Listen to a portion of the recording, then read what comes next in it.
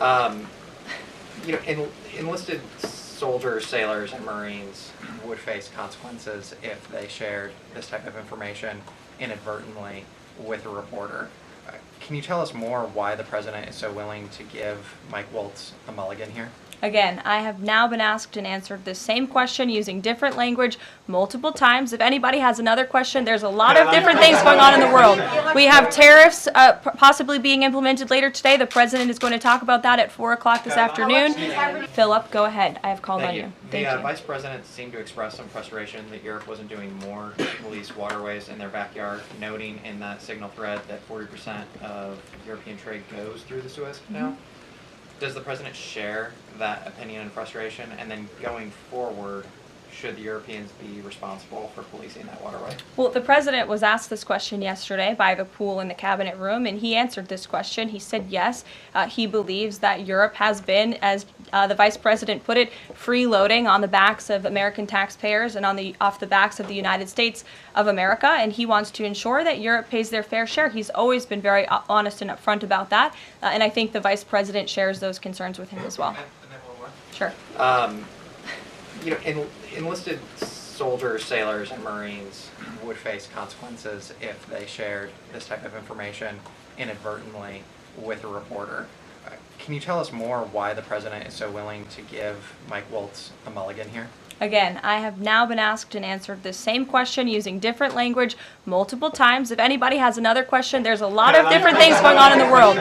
We have tariffs possibly being implemented later today. The president is going to talk about that at 4 o'clock this afternoon. Sure, go ahead. Okay, thank you for taking my question. I wanted to first and foremost thank the administration for the election integrity executive order, because so many journalists for 4 years were banned from talking about this very subject. So thank you to the administration for that. My question is, yesterday President Trump, when signing the order, said that there is more to come when it comes to election integrity. Would that include same-day voting and hand-counted paper ballots?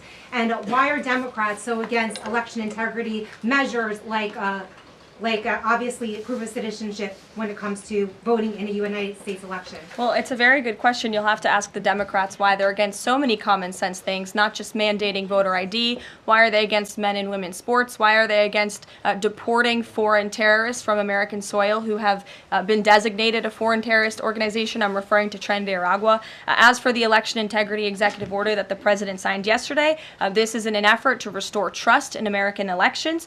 There were more than 10 steps taken, 10 executive actions taken throughout this one order. It directs the department, or the Attorney General rather, in Homeland Security to prevent non-citizens from any involvement in administering elections. There's also another host of actions. We can provide the fact sheet for you, but it's a very strong election integrity executive order, and the president would also like to see Congress do something about this very important issue. Sure, go ahead. Caroline, the Republicans and Democrats alike have been expressing some concern about the frequency with which senior Trump officials have been using the Signal app. Has there been discussion, or will there be a review about how often they use Signal, and if you could explain to us how they might be considering other applications to get away from something like this happening again? Sure. Well, again, first of all, Signal has been an approved app for government use. It's an encrypted app, and as I said, it's the most safe and efficient way of communicating, especially when people can't be in a skiff or inside a room physically together. I think, as the president said yesterday, he wishes that everybody could be in the room, and it's our goal to ensure that everybody can be. But again, no classified information was discussed in this chat, and any time classified information is discussed amongst high-level officials across this administration, secure lines of communication are used, including, by the way, our special envoy, Steve Witkoff, who I understand the Wall Street Journal erroneously reported that he was on this Signal chat on a personal device while in Moscow. That is absolutely false. Steve Witkoff did not have his personal device, nor did he have his government device with him. He was given a classified, protected server by the United States government, and he was very careful about his communications when he was in Russia. So rest assured to the American public, this administration is taking every precaution when it comes to protecting our national security. And that's why the American people reelected this president, because they know that our national security is in good hands with the President of the United States. Speaking of the Vice President, I understand he's going to be speaking any moment now I would hate to counter-program the Vice President of the United States. You'll also hear from the President at 3 o'clock. He will be honoring Women's History at the Women's History Month celebration. We have a lot of great women across our cabinet who will be in attendance, so we'll see you all there. And then you'll also hear from the President again at 4 o'clock when he talks about tariffs. Two questions, if I may. One on Signal, one on the economy. Sure. On Signal, how comfortable is the President with what was shared so far now that the chain has been released? The President's view on all of this remains the same today as it did yesterday. And I think it speaks volumes about the leadership of this President that he went directly to all of you, members of the press corps. He was asked, do you want someone else to go out and do a briefing? And he said, no.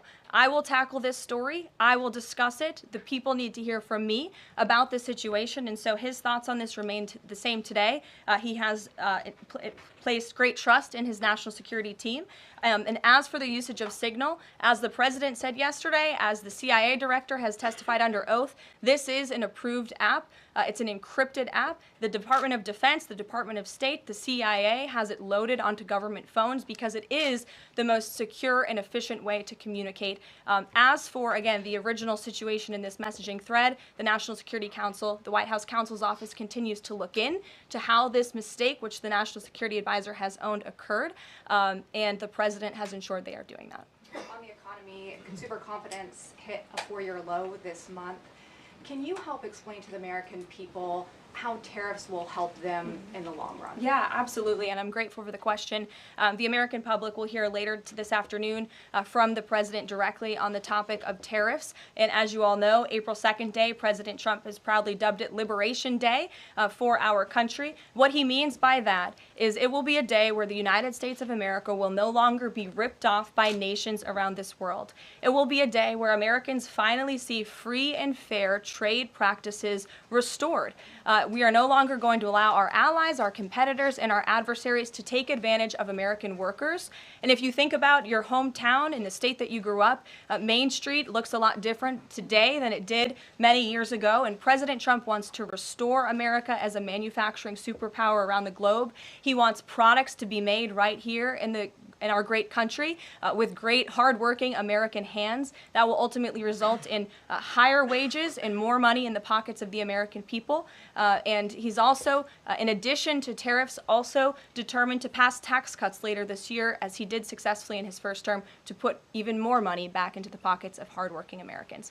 Peter. Caroline, if I can ask you very quickly about the information we've seen, just to set the predicate to all this. Has the President been briefed and physically seen he's seen all the details of the chat as printed by the Atlantic? I just spoke to the President about it, yes. Okay. Then let me ask you, if I can, very quickly. In the chat, Pete Hegseth, the Defense Secretary, details F-18s, Tomahawks, so some of the weapons that were used. He details the timing involved for this, all of which occurred 31 minutes before, as he says, F-18s would launch. The DoD manual details classified information as significant military plans, saying that is secret, that's classified. So what about, there are no methods, there are no sources, but that's not what determines what's classified. So what is it about what Pete Hegseth wrote that makes you say this is not classified? Well, it's not just me saying that, Peter. It's the Secretary of Defense himself who is saying this as well. And he put out a very strong statement earlier today listing all of the things that were not included in that message that he sent to the group.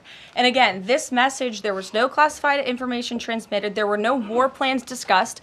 Why did the Atlantic downgrade their allegation about war plans to attack plans? They're now playing word games because they know this was sensationalist spin from a reporter who is well known for doing this. We have said all along no war plans were discussed, no classified material was sent. You have the Secretary of Defense saying that. You have the Director of the CIA, the Director of National Intelligence, the FBI Director, all testifying to that under oath, and they should be trusted with that. To be clear, Americans can make the decision for themselves, but whether is the Sure. you said it's not war plans.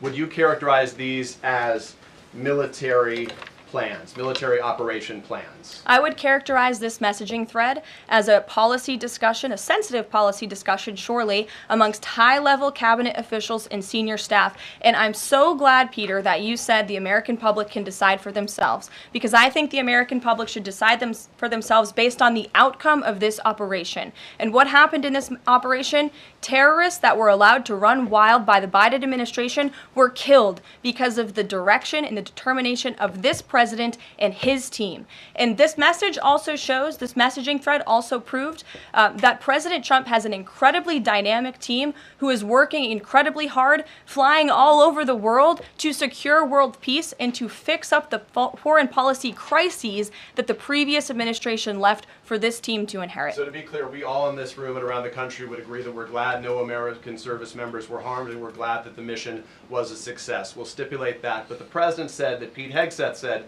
none of this was classified. So given the president has seen it now, and given the president understands that significant military plans are deemed classified as secret, how does the president view none of this, which details times and weapons and more, as being not classified? I've already been asked and answered this question. The president's thoughts on this remain the same today as they were yesterday, On what basis, as I'm well as the Secretary of Defense. This question has been asked and answered. There was no classified material discussed.